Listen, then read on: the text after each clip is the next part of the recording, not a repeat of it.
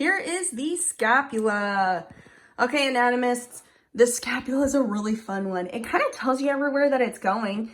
I think that it's a little simple on those kind of terms, but it can be a little challenging, especially when you're trying to figure out how it articulates with the body. This is the lateral view. And then if you imagine this right here would have the head of the humerus sitting right into this spot right here. So let's start with that spot. This is going to be the glenoid fossa, or the cavity, glenoid cavity. And that is where the head of the humerus is going to sit there, and that makes up your glenohumeral joint or your shoulder joint. This part that kind of pokes out in anterior portion, that is your coracoid process. Here's another view of it, the coracoid process. And okay, I need your imagination here. Here is the beak, the raven's beak. Here's a wing, and then here's the posterior wing or the back wing, and this is like its breastbone. This is the coracoid process, and cora means raven's beak, so it's quite fitting in that sense. Coracoid with a C, so it's spelled C-O-R-A-C-O-I-D for the scapula, S-C-A-P-U-L-A. So they both have C's in it. That's one way to remember it. So here's the coracoid process, glenoid cavity, and then this region, it's kind of hard to see, but if I were to be able to feel this whole entire side over here is the subscapular fossa, and sub means below and scapula, so it's kind of like almost like the fossa is below the scapula. That's kind of the concept behind it. Okay, real quick, this is the suprasternal notch. It's a little bit of a bump here, and it's from the superior border, and you'll see a better view on the other side of the superior border, but this is that notch that goes from the superior border to the coracoid process. Let's move it on back. Notice real quick here, I want to get this view. This is the acromion process, and it matches up with the acromial end of the clavicle. So this is the acromial process, and it articulates with the acromial end of the clavicle. Great. Let's look at it from this view.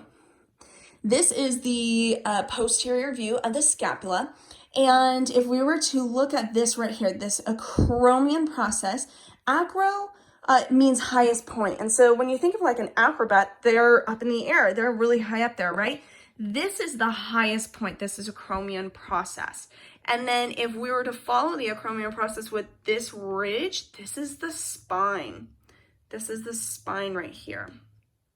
And then this is that superior angle to superior border I was talking about. Just means that it's an angle and it's on the superior side, meaning that this is going to be the inferior angle because that's below, and that's an angle. Let's see, what else do we have? Okay, so superior, we're going to look at this fossa right here. Now we had underneath was the subscapular fossa. This is near the superior region, and it's above the spine. So we're going to say the excuse me, I'm thinking of the muscle, sorry. This is going to be your supraspinous fossa. I wanted to say supraspinatus. I just taught the muscles last night. So this is your supraspinous fossa right here. If we have a supraspinous, we're going to have an infraspinous, and that's below the spine. So it's just referring to the spine right here. Infraspinous fossa, supraspinous fossa. This is going to be our medial border right here, medial or vertebral, because we have our vertebrae right here, so that makes sense, right? And then this is your lateral border or your axillary border, and the axillary is armpit. There's a couple little spots that I forgot to mention. Now thinking about those muscles I was talking about last night in class, this little bump right here, I know it's kind of hard to see, but this is a little bump. We said this was the glenoid cavity or the glenoid fossa. This is the infraglenoid tubercle. And that is important because we have the triceps brachii, long head, is going to attach to the infraglenoid tubercle. And then the biceps brachii is actually going to attach to the supraglenoid tubercle, that's right on up here. Supra meaning superior, and glenoid, and it's a tubercle. Same thing, infraglenoid tubercle, it's inferior to the glenoid, and it's a tubercle. All right, that wraps up at least the structures. One thing, if you're trying to figure out of a disarticulated scapula, whether it's a right or left, just really keep in mind that when you're looking at the scapula, you're gonna have the acromion process going lateral. We don't have this big old bump out here, right? Like, sure, we have these spinous processes that are gonna bump a little bit, but we don't have this big old bulging bump over here. No. The bump is going to be over here on our acromion, or it's going to be towards our shoulder. So the spine is going to point out laterally.